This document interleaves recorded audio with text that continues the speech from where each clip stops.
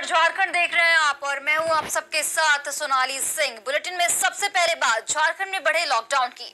Lockdown के बाद Jharkhand unlock की ओर बढ़ रहा है। कुछ रियायतों के साथ झारखंड में 10 जून सुबह 6 बजे तक स्वास्थ्य सुरक्षा सप्ताह को बढ़ा दिया गया है। इस दौरान जिले के अंदर और इंटर डिस्ट्रिक्ट में ई पास की अनिवार्यता को खत्म कर दी गई है। जिले में और इंटर डिस्ट्रिक्ट में ई पास अब जरूरी नहीं है।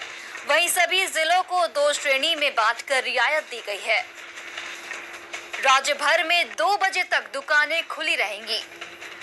15 जिलों में सभी दुकानों को खोलने की अनुमति दी गई है,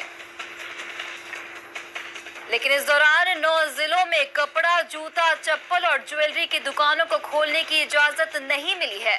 बोकारो, धनबाद, जमशेदपुर, देवघर, रांची, हजारीबाग, रामगढ़, गढ़वा और गुमला में कपड़ा, जूता, चप्पल और ज्वेलरी की दुकानों को छोड़कर बाकी सभी दुकानें खुलेंगी।